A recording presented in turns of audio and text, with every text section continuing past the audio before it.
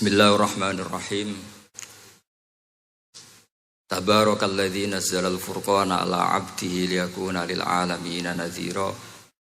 Allahumma shalli wa sallim ala sayyidina Maulana Muhammad wa alihi wa sallim asma'in amma ba'du. Al-Mukarram kang kita hormati, Bapak kita semua, orang kita semua, Kiai Haji Agus Ali Masyuri, sedanten para habaib, para ulama, para kiai, wabil khusus Dr. Yusri, matta'akum wa atala baqa'akum lil muslimin. Tamu-tamu undangan yang kami hormati, di sini ada Bapak Muhaimin Iskandar, semua adik-adik santri yang saya cintai, yang saya hormati. Ini pertama kali saya pakai serban. Insya Allah tidak sampai 1 menit nanti saya copot. Karena untuk gus-gus muda itu ada kaedahnya. Katanya dulu pakai serban setelah bisa baca Wahab. Kalau sekarang enggak, kalau sudah kaji dipanggil abah ya pakai serban. Saya ini santri sarang mulai kecil. Dulu pakai fikih, model usul fikih. Jadi kalau keyakinan Mbah Maimun itu kalau ada santri pakai peci putih itu dimarahin. Katanya beliau, wong desa itu kaji adol Tegal, adol sawah, mbok saingi kedul 5.000. Jadi ngelarani kiai itu, ngelarani wong desa itu dosa katanya. Tapi beberapa kiai pakai peci putih karena sunat. Akhirnya saya sudah haji tapi keterusan pakai peci hitam karena mulai kecil diharamkan terus keterusan itu. Pakai serban juga gitu, dulu ada kaedahnya katanya boleh pakai ini harus setelah ini terus keterusan nggak pakai. Tapi ini alhamdulillah dikasih sama Gus Ali, ini saya terima. Nah ini IARO apa tamlik tidak tahu. Teman-teman bahasa Indonesia Jawa bahasa Inggris benar. Jadi bahasa Inggris favorit, understand juga. Jawa mawon nggih, santai-santai mawon nggih. Nah, ini saya tidak tahu, saya harus istighfar atau harus syukur. Karena kenapa saya berpikir ini kalau butuh istighfar nopo syukur, mergi termasuk yang paling saya hindari itu acara seperti ini. Cuma ada 2% pengecualian, yaitu guru, keluarga, temannya bapak. Ini Gus Ali termasuk masuk kategori temannya bapak. Saya itu berkali-kali diundang acara publik itu tidak pernah mau. Satu, mungkin nggak bakat ya, nggak bakat juga nggak ingin. 2, saya tidak cukup punya kemampuan untuk menjelaskan konstruksi Islam yang utuh hanya dalam waktu 1 jam. Karena keyakinan saya ngaji itu harus khatam, karena saya ini trauma.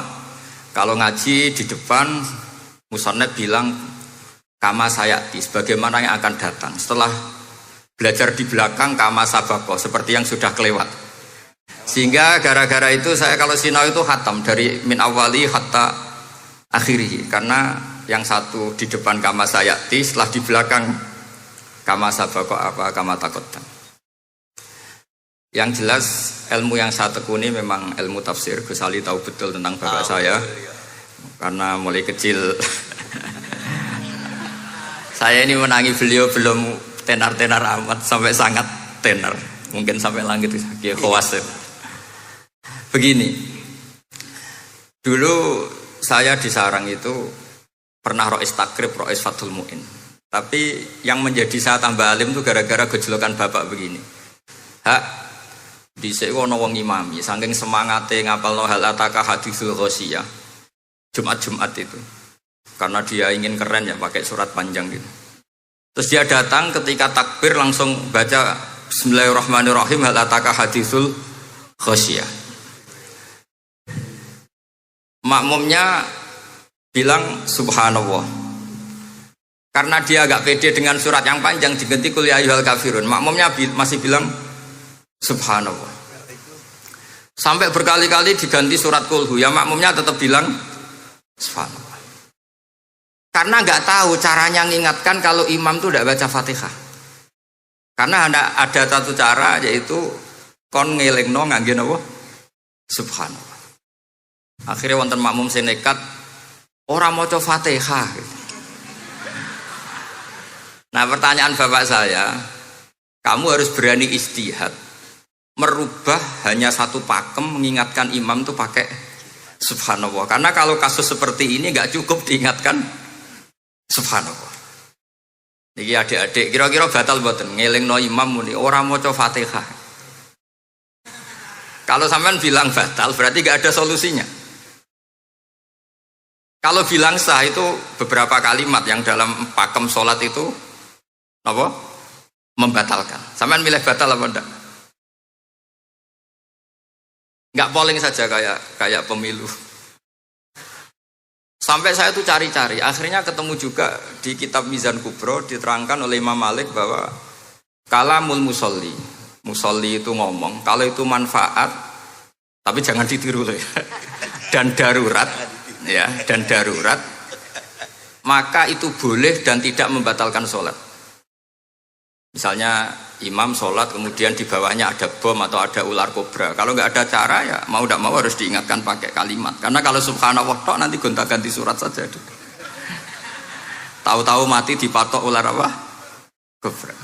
Sehingga dari gejolokan-gejolokan seperti itu akhirnya saya berpikir, sampai saya nyari kitab-kitab Al-Madzhabul Arba'ah, karena memang nggak cukup. Terus pertanyaan kedua kata bapak saya tentang tradisi, misalnya orang-orang kampung kalau bikin batu bata itu dari tanah, kemudian kadang makjunun bisirjin, kadang dicampur dengan apa? Sirjin. Enggak usah diterjemah, ini sambil latihan bahasa Arab katanya. Masa pondok internasional enggak bisa bahasa Inggris sama bahasa Arab? Makjun ya.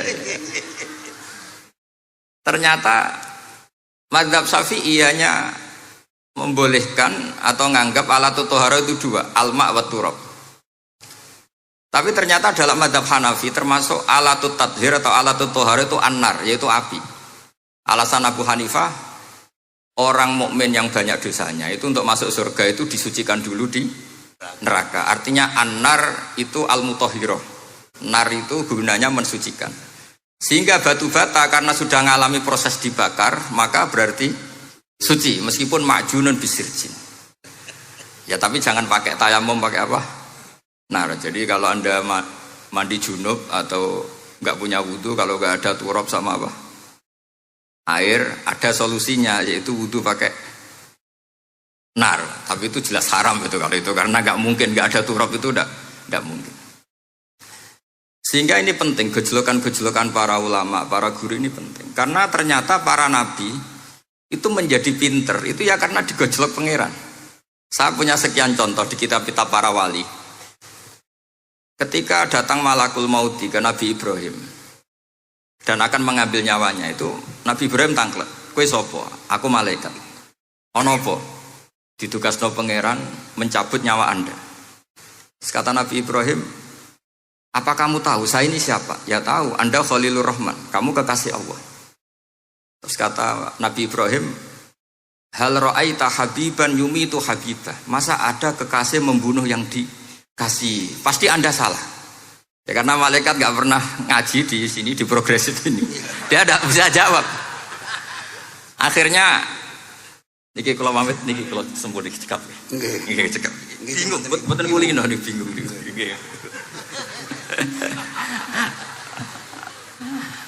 Akhirnya malaikatnya matur malih teng pangeran. Ya Allah, kata Nabi Ibrahim logikanya begini, wahal ra'aita habiban yumitu habibah. Mosok kekasih kok dipateni kekasih. Terus kata Allah gini, ya sudah bilang gini sama Nabi Ibrahim, sama Ibrahim. Wahal ra'aita habiban yakrahu ayyalqa habibah. Mosok kekasih kok ora siap ketemu sing dikasih. Akhirnya Israel datang lagi. Balik mana? Gini logikanya dibalik sekarang begini gitu. Wahal ra'aita habiban yakrahu ayyalqa habibah. Terus Ibrahim bilang oke ya, gak masalah, sudah. Artinya apa? Kita ini diajari satu logika. Logika apa saja? Ini Allah. Sehingga ya memang normalnya hidup tuh cerdas. Kata Ghazali, cerdas nyikapi apa? Realitas. Ini penting saya utarakan. Saya punya sekian contoh kecerdasan para nabi. Saya berkali-kali cerita, nabi yang sezaman itu sebetulnya 3, tapi yang ilmunya level itu hanya 2. Karena ada yang sezaman yaitu Ibrahim dan Lut. Tentu tidak level karena Nabi Lut itu pernah keponakan Nabi siapa? Ibrahim. Kedua Nabi Musa dan Nabi Harun. Tapi ini juga agak level karena Nabi Harun jadinya Nabi itu karena proposal Nabi Musa. Jadi proposal mulai dulu ya ada. Nah, Nabi Musa kita tahu adalah Al-Sak. Al-Sak itu kalau ngendikan itu lesannya agak cedul ya. Cedul. Ini nanya jejer ke sana. Jadi kalau nggak bisa tanya ya. Bahasa Arabnya pokoknya al-faq, cedul ya. Cedul. Karena masyhur ya kita tahu cerita itu Musa yang kecil itu sebeling, itu nak digendong Fir'aun itu dijabuti jenggote. Padahal masih kecil. Sesuai Fir'aun curiga dasar Bani Israel. Lama-lama dia memutuskan sepatah ini ya, ini jelas darah-darah Israel. Kita tahu Fir'aun adalah orang Kipti, orang Mesir. Setelah berkali-kali gitu terus tanya gini sama Asia, ini anak ini sudah bisa mikir, memang dasar Bani Israel jadi gak suka orang Kipti. Orang bah cah cilik biasa gak masalah. Singkatnya terus dites ada jamroh, ada bara api sama apel. Sebenarnya Musa ini sudah tahu mau ngambil apel, tapi kalau dia ngambil apel dibunuh sama Fir'aun berarti bisa membedakan. Akhirnya sama Jibril diarahkan ngambil apa? Api jamroh tadi. Akhirnya agak ditelan terus menjadi lesannya apa? Cedul. Sampai sepuh jadi nabi tetap begitu. Makanya beliau ngendikan Rabbi shrah li sadri wa yassir li amri wahlul 'uqdatam min lisani yafqahu qawli. Terus proposalnya itu tadi waj'al li waziram min ahli Haruna akhi. Sebagian ayat lebih jelas lagi yaitu wa akhi Harun huwa afsahu minni lisanan fa arsilhu ma'iyya rid ayyusaddiqun. Jadi dan saudara saya Harun lebih fasih berbicara daripada saya. Jadi kualitas ilmiahnya bagus Musa tapi jubirnya itu Harun. Kira-kira gak Mbah Lim dulu. Iya Mbah Lim. Ya. Jadi ini saya jubirnya Gus Ali, saya Harun, ini Musa. Maksudnya kaya karena sudah ada nabi. Singkat cerita karena Musa itu agak alsak sehingga Harun ini ya gak levelnya.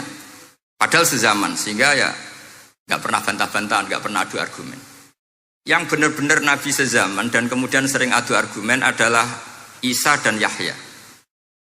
Kita tahu umurnya ya imbang, kualitas al-mazaya wal wa'il juga imbang. Nabi Isa kita tahu wa yukallimun nasa fil mahdi wa kahla. Mulai kecil bisa ngendikan, ya sudah pinter. Nabi Yahya kita tahu ya Yahya khudil kitabah bikuwah wa atainaul hukma sabiyya. Jadi sama-sama pintar. Wa hananan min ladunna wa zakah wa kana taqiyya. Itu dua beliau ini menjadi satu manhaj besar dalam Islam. Itu kalau main ke salah satu kampung, itu Nabi Isa tanyanya aneh.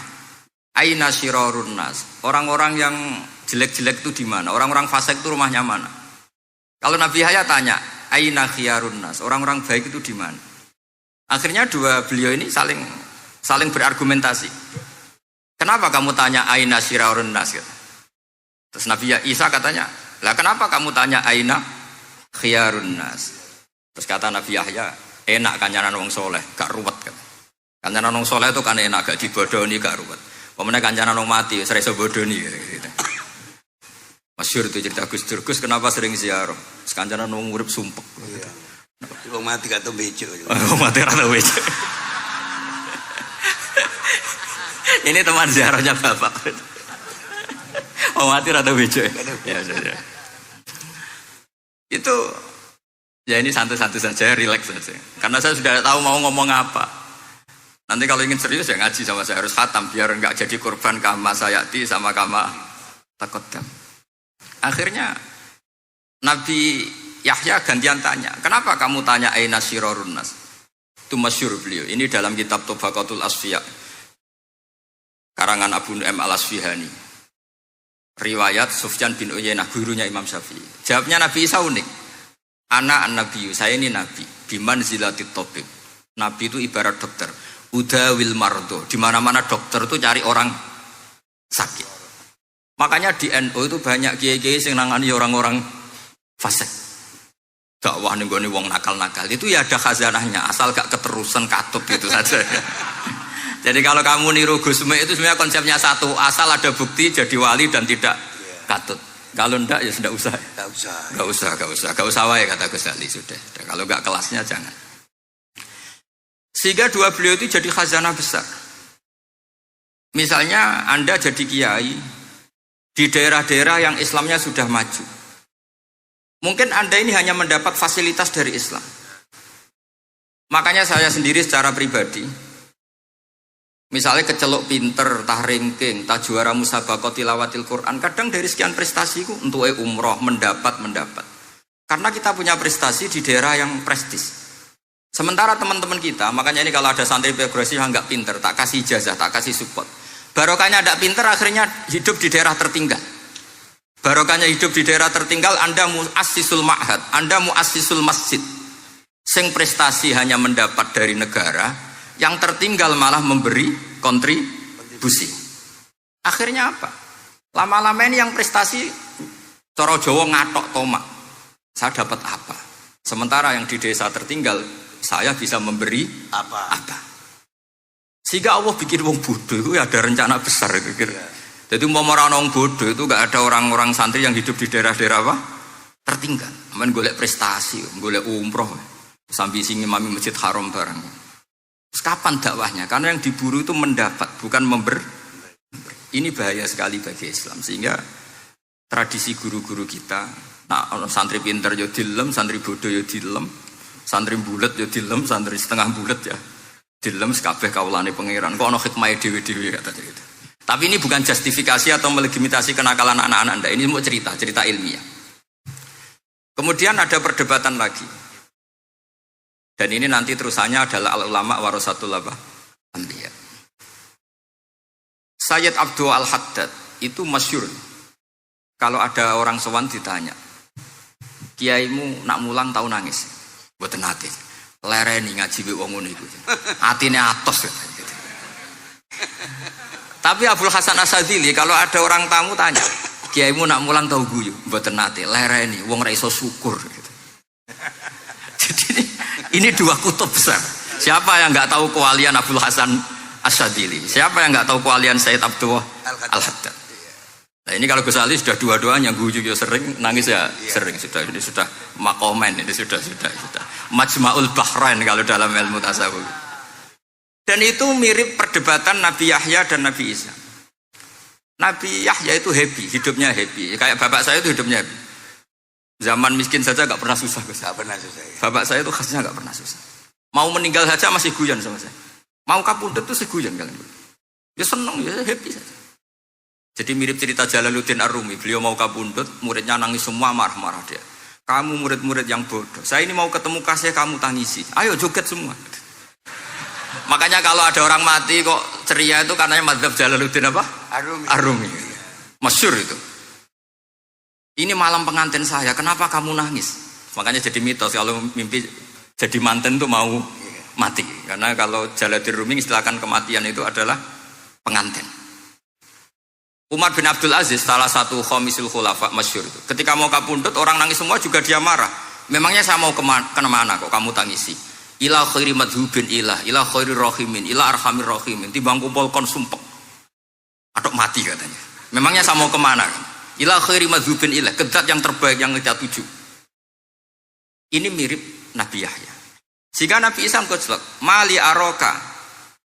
Mali aroka dohikan ka'annaka ta'manu min makrillah. Kamu kok sering senyum, sering guyu, ngakak-ngakak. Seakan kan kamu tuh tidak pernah akan kena siksa.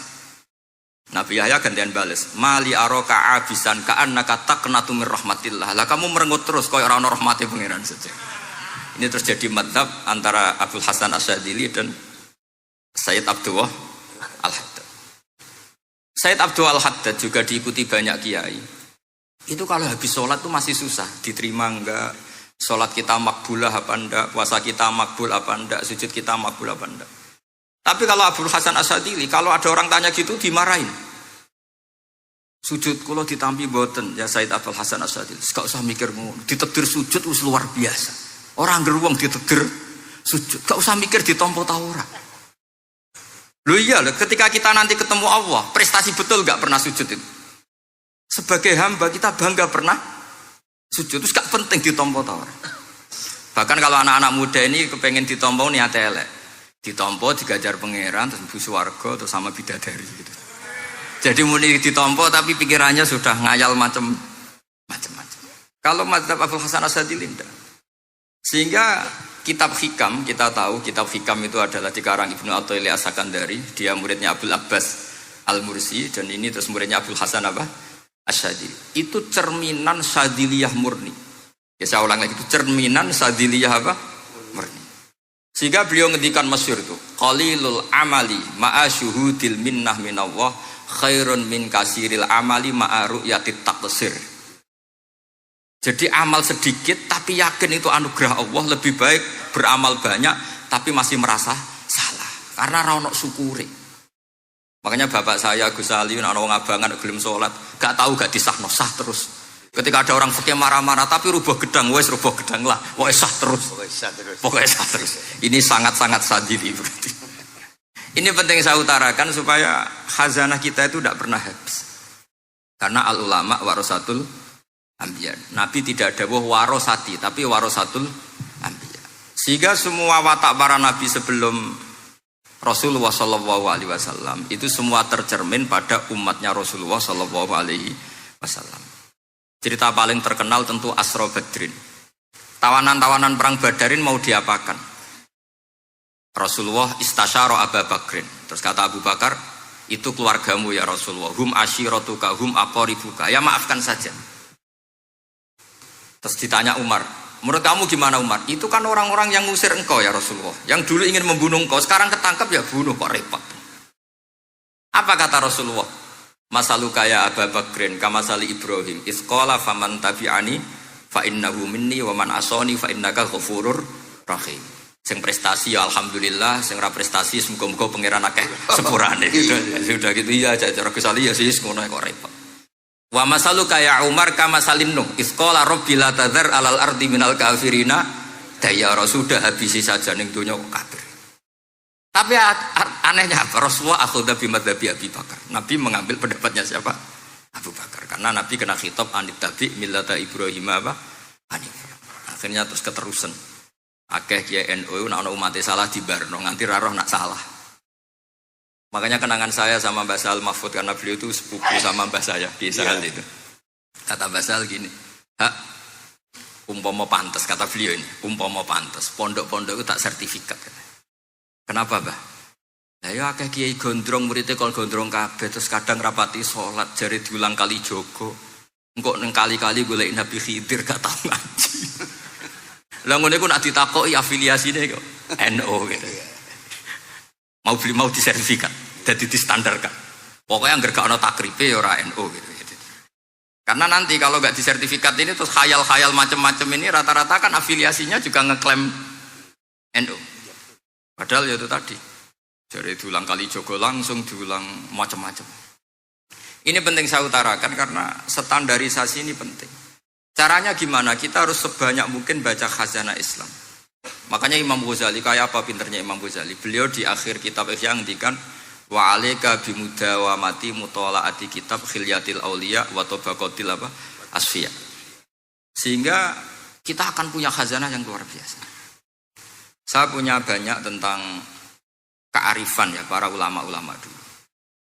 Di antaranya dulu saya sering diceritain bapak tapi gak paham. Tapi setelah saya ngaji lama-lama paham. Beliau pernah didawi Badulah gini. Nur, bisa ana wong salat 2 rakaat. Terus syukur akhirnya salat lagi sampai 4 rakaat. Saking syukurnya salat lagi sampai 6 rakaat. Seterusnya sampai 1000 salat. Kita tahu itu Said Ali Zainal Abidin. Jadi dia menambahkan sholat itu karena iskon lillah, wa syauqon lillah, mahabbatan lillah. Bukan kayak kita, karena ingin sholat 1000 rakaat, dibagi sekian menit, terus kenanya 2 jam. Jadi kayak kita terawih lah, 20 menit, 20 rakaat, dibagi sekian, kenanya 7 menit. Pentingnya apa? Meskipun kita tidak akan mengalami seperti itu, tapi kita menjadi tahu ketika Rasulullah SAW ngendikan, wa qurratu aini fis sholat. Bahkan Nabi kalau banyak masalah, itu Nabi yataradad, mutaraddidan di dalamnya. Setelah mutaraddidan agak panik, Nabi tanya gini sama Aisyah, Aina Bilal, Aina Bilal. Bilal kemana, Bilal kemana? Setelah Bilal notok, tok, ya Rasulullah as-sholat. arifna ya Bilal, arifna ya Bilal. Saya kasih istirahat ya Bilal, saya kasih istirahat. Karena roh dunya, roh politik, roh kebudayaan, roh dulur bulet kabeh. Sing ra bulet mok sitok hubungan ambek Allah Subhanahu wa taala. Maka disebut as-shalat rohatul mukmin. Apa yang terjadi? Ashabu Rasulillah ketika Sayyidina Umar ditusuk oleh Abu Lulu al-Majusi. Tentu pakai kira-kira ya panah yang kayak pancing. Jadi kalau sudah dimasukkan kadu cabut itu sakitnya minta ampun. Apa kata Umar? Nanti cabut ketika saya sholat. Karena sekali sholat dan setelah itu dicabut nggak terasa. Ya, kalau sholat kita ada nyamuk ya sudah. Ini penting saya ceritakan sampai ada wali ditawarin Allah, silahkan masuk surga, tanya, ya Allah di surga ada sholat enggak? Kalau tidak ada sholat enggak lah katanya. Karena dia nggak bisa membayangkan nikmat tanpa sholat. Sehingga penting sekali kekaguman-kekaguman ini. Ketika Sayyidina Umar wafat, di antara yang pertama ditanyakan adalah yang bunuh saya siapa? Itu Hulamul Mughirah, Abu Lu'lu al-Majusi. Beliau spontan langsung ngendikan gini. Alhamdulillah alladzi ja'ala maniyati biyadi rajulin lam yasjud laka sajdatan tuhajuni biha yaumal qiyamah. Matur nuwun Gusti, saya dibunuh oleh orang yang enggak pernah sujud. Kalau saja dia pernah sujud, saya tidak berani maksudkan dia. Jangan-jangan sujud itu engkau terima kemudian dia min ahlil jannah. Kayak apa pentingnya kenangan sujud? Rasulullah juga pernah ngendikan nanti kalau dunia sudah ruwet, as-sajdatul wahidatu khairun minad dunya wa ma fiha. Satu sujud lebih baik ketimbang dunia seisinya. Karena itu kelayakan kita sebagai hamba. Makanya Abu Hasan Asadili ngendikan, sudahlah kafal amilina jazaan an radiyaka laka ahlan, sudah ditakdir ngamal sudah harus syukur. Kok mikir ditompo ta ora usah, gak penting. Itu madzhab Abu Hasan apa?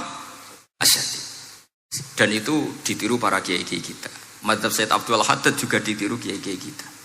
Sehingga sedekah Rasulullah ketika ngendikan al ulama warasatul anbiya. Ini penting saya utarakan karena khazanah kita biar tetap kaya. Makanya masyhur dalam Manaqibul Ghazali kita tahu Imam Ghazali itu orang yang luar biasa, pengarang Ihya. Saya punya banyak karangan beliau, Al-Arba'in Al-Usul. Tapi yang paling saya cintai tentu Ihya, kitab Mustasfa, kitab Qawaid Fikih itu Usulul Fikih.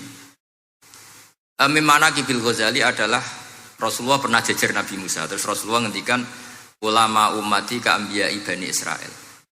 Terus kata Nabi Musa, yang benar saja, masa ulama kok kapasitasnya kayak Nabi, apapun hebatnya itu nggak mungkin lah kapasitasnya kayak Nabi.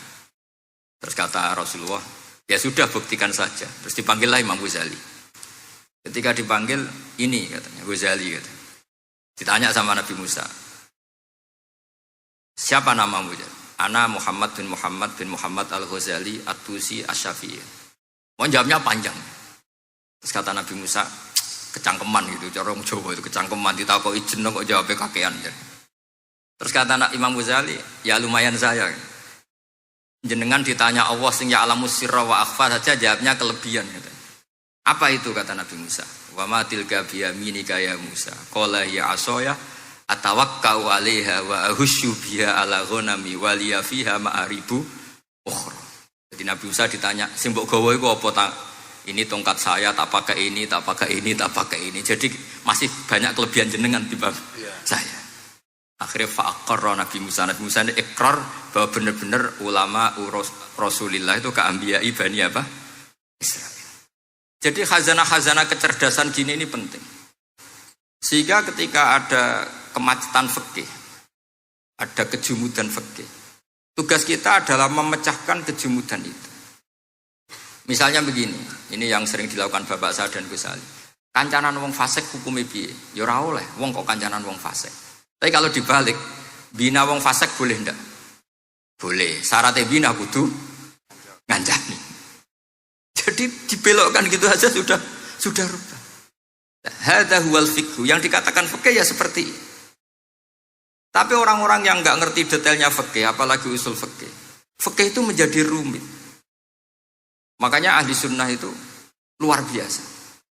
Ada orang mati karena narkoba atau karena apa itu? Oplosan. Itu kiai cokre. Itu kiai-kiai alim biasa datang. Itu ya biasa mempersaksikan Nggih, mayite sae nggih. Nggih. Padahal orang itu enggak percaya ini orang mati cokre kok apa? Sae. Padahal dia di kiainya bilang gini, wis sae saiki wis iso nakal katanya. Maksudnya sae sudah mengakhiri semua kenakalannya lewat apa? Lewat kematian tadi. Karena itu doa Rasulullah. Rasulullah itu kalau ngedikan itu luar biasa. Allahumma ij'alil hayata ziyadatan li fi kulli khairin wal mauta rohatan li min kulli syarrin. Ya Allah, jadikan hidup ini ziyadatan li fi kulli khairin. Jadi anggap saja kalau hidup itu berarti potensi tambah baik. Anggap saja kalau mati itu akhir dari segala keburukan. Berarti orang cukri ini mati itu baik apa buruk? Baik, karena dia sudah tidak bisa buruk lagi. Makanya saya nah ini khazanah yang luar biasa. Karena tadi kematian adalah ar-rohah min kulli apa? Syarrin. Nah ini sesi kedua, mungkin ini tinggal seperempat jam atau setengah jam. Saya ini karena biasa ngomong lama. Saya mau menerangkan kalimat tauhid. Ini penting sekali. Kalimat tauhid itu kata Ibnul Qayyim Al-Jauziyah dalam kitab Zadul Ma'ad. Ini kitab kesayangan Sayyid Abdul Al-Haddad. Sampai beliau ngendikan, ya letani minha iddata nusakhin li uhdiyaha ila tullab. Semoga saya punya naskah banyak yang mau saya hadiahkan ke santri-santri. Saking pentingnya kitab apa Zadul Qayyim. Itu beliau mengartikan la ilaha illallah itu luar biasa. Kalimat ini adalah kalimat super. Allah bikin surga juga demi kalimat ini. Siapa yang menerima kalimat ini maka masuk surga. Yang menolak kalimat ini maka dimasukkan neraka. Kita tahu neraka itu kalau ada batu dicemplung, itu sampai ke bawah itu nunggu 70 tahun. Kayak apa kedalamannya? Bego siapa saja tidak akan bisa itu bikin apa? Neraka. Karena kalau batu dijatuhkan nunggu 70 tahun itu sampai kok riha. Itu dibikin juga untuk orang yang menolak la ilaha illallah. Kemudian karena manusia butuh latihan, dibikinlah langit dan bumi supaya didiami manusia untuk menerima konsep la ilaha illallah. Karena manusia butuh pelatih, diutuslah para rasul untuk melatih la ilaha. Dan kalimat ini andaikan ada orang kafir 70 tahun, kemudian dia melafadzkan la ilaha illallah Muhammadur Rasulullah, maka semua kekafirannya dihilang. Maka santri-santri yang aswaja ini harus yakin, ia adalah kalimatun dakhala bihal kafiru al-islam. Ini kalimat yang orang kafir 70 tahun saja menjadi muslim. Tapi sekarang banyak gerakan dengan kalimat yang sama, malah orang Islam menjadi kafir. Itu kira-kira kelompok aneh nopo boten? Hanya karena la ilaha illallah banyak kali patok dihukumi kafir.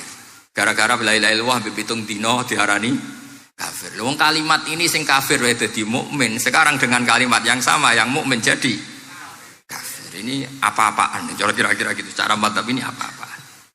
Ini penting saya utarakan. Jadi kepastian tauhid. Ngendikane pangeran kullil ladzina kafaru iyantahu yufar lahum ma qad salaf. Makanya Abul Hasan Asyadili ketika nafsirkan fa'lam annahu la ilaha illallah wastaghfir li dzambika walil mu'minina wal itu ai bihadhil kalimah kata beliau. Kamu harus camkan bahwa la ilaha illallah. Dan setelah itu kamu baru sah istighfar untuk kamu sendiri maupun untuk orang mukmin siapapun, mukmin-mukminah. Kita tahu andaikan kita punya keluarga kafirah atau murtadah sah enggak diistighfari? Tidak sah. Tapi sefasik apapun asal dia min ahli tauhid maka sah diistighfari karena fa'lam annahu la ilaha illallah wastaghfir lidzambika walil mu'minin. Jadi sahnya mengistighfarkan orang lain hanya dengan satu syarat, yaitu dia min ahli la ilaha illallah Muhammadur Rasulullah. Sehingga dalam cerita-cerita kewalian, dan ini saya percaya cerita ini karena saya pernah menemukan di Musnad Ahmad, saya menemukan di Ithaf syaratnya Ihya, juga di kitabnya Said Muhammad Abu Abdul Farad itu. Dulu itu ada wali yang tukang bikin Istanbul itu. Pernah dengar tuh Istanbul itu yang Quran kecil itu. Kalau sekarang kan dibikin masif 5.000-an. Kalau dulu masih asli. Itu Kiai Sarbini itu kayak Mbah Khalil Bangkalan. Jadi karena dia orang penting itu, nak diundang orang itu, ya engkau nak ditakoki pangeran muni rombongan. Jadi kayak Mbah Khalil juga masyhur gitu. Terus ditinggal lagi. Engkau nak takoki pangeran muni ngenteni Mbah Khalil, ngenteni rombongan. Ya sudah gitu dong. Tapi karena beliau terkenal wali ya. Singkat cerita kalau Sohibul Bait ini nggak terima karena pas 7 hari sampai di sebelah sapi apa-apa ternyata dia tahlilnya sebentar. Terus kata beliau, ya sudah semua makanan itu ditimbang pakai pohon kelapa. Yang satu kosongin katanya. Kifatul mizan yang satu atau kafatain mizan yang satu dikosongin. Beliau datang yang bikin Istanbul tadi. Bilang bis itu sudah jam 4 kata. Sudah tinggi bismillahnya. Kata beliau, bismillahku ra genep ae wis ngalahno pakananmu, apalagi genep kata. Ini penting saya utarakan nanti di cerita yang di kitab Musnad Ahmad. Ini perlu dicamkan. Saya hafalkan hadis itu. Inna wa ta'ala istakhlasa rajulan min ummati ala ru'usil khalaik. Setelah dipertontonkan, fayan syuru alaihi tis'an wa tis'ina sijillan. Kullu sijillin minha maddul basar. Jadi ketika dipertontonkan itu ada satu box. Yang satu boxnya itu sudah sepanjang mata melihat. Sudah satu boxnya saja itu mislu maddil basar, sepandang mata melihat. Apalagi di 99. Terus Allah itu fair, Allah tanya, afalaka uzrun, apa kamu melakukan kesalahan banyak ini punya alasan? Enggak katanya. Adzolamat kata badi al-hafidun, apa memang malaikat itu sentimen sehingga salah kamu tok yang ditulis, kalau kamu enggak salah enggak ditulis? Enggak ya Allah. Terus kata Allah, bala innalaka inti hasanah, kamu masih punya satu kebaikan. Ketika Allah bilang kamu punya satu kebaikan, apa kata lelaki tadi? Nah, gunanya apa ya Allah satu kebaikan dibanding kesalahan yang sebanyak itu? Akhirnya kesalahan yang sebanyak itu ditimbang, si timbang satunya itu hanya la ilaha illallah Muhammadur Rasulullah. Fato syat as-sijillat, semua catatan salah tadi kalah. Kenapa?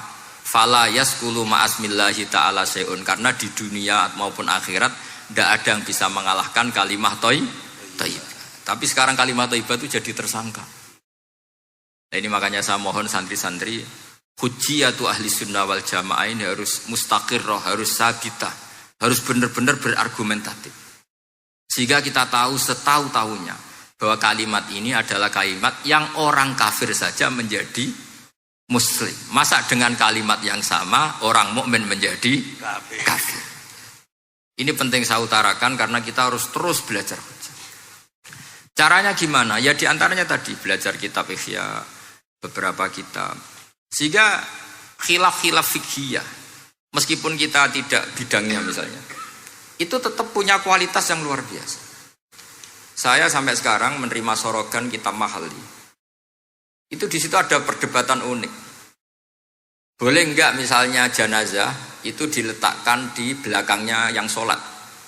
Kata kaul awal enggak boleh, di mana-mana jenazah itu ya di depannya orang apa? Sholat. Tapi kata kaul sani, ya boleh saja jenazah itu tidak imam katanya. Iya. Sehingga pentingnya kaul sani adalah kalau Anda di Arab Saudi, itu jenazah-jenazah tetap di kamar mayat. Kemudian yang sholat ya di depan jenazah. Karena kalau dipaksakan di depan berarti jenazahnya di dekat apa? Ka'bah. Kayak apa kreditnya Mekah. Nah meskipun kita tidak melakukan itu karena nanti dianggap aliran apa? Sesat, ada jenazah kok di belakang kita sholat apa? Di depan. Tapi ini ilmu harus kita dengar. Iya. Begitu juga khilafnya kaul qadim dan kaul jadid. Menurut kaul jadid, yang namanya sujud itu harus 7 anggota. Karena kata Rasulullah SAW, umirtu an asjuda ala sab'ati a'zumin al-jabhah wal yaden wal rubbaten wal kodamen. Berarti al-jabhah 1, yaden 2, kodamen rubbaten 2, kodamen 2. Sehingga kalau kiai-kiai fanatik fikih itu nak anak sujud ngongkrong dipetel-petel dong.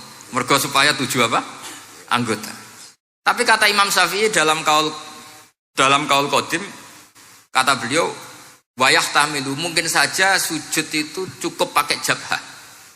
Karena dalam doa Nabi itu hanya sajadalaka wajhi wa sam'i wa basori, tidak ada Nabi dongo sajadalaka wajhi wa yadi wa rubbati wa qadami. Jadi kecerdasan ulama-ulama dulu itu luar biasa. Sehingga kalau kita baca pembanding-pembanding itu, lama-lama kita menjadi cerdas. Ini yang terakhir saya cerita tentang Imam Ghazali. Dulu banyak orang yang bermadzhab pentingnya uzlah. Sehingga banyak ulama yang uzlah, alasannya kumpul wong serepot tok, paling gak ngerasani wong lah, minimal dosanya ngerasani wong. Singkat cerita banyak ulama yang uzlah, kemudian umat ini dipimpin aliran-aliran sesat. Terus ulama yang uzlah itu diparani sama ulama yang sudah jadi wali. Ya akalatal hasis karena dia di hutan sehingga makannya hanya rerumputan. Taraktum ummata Muhammadin sallallahu alaihi wasallam fi aidil mubtadi'ah.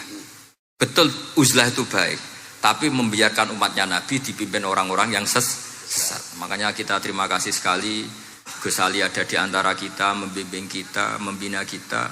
Jangan terus dunia wis rusak tinggal nawa tidak bisa. Ini ummatur Rasulillah, ummatun marhumah, ummatun mahfudhah, ummatun mar'iyah. Insyaallah apapun kondisinya kita tunggu ini, baik dalam skala negara, masyarakat maupun kultural. Saya kira demikian. Wassalamualaikum warahmatullahi wabarakatuh.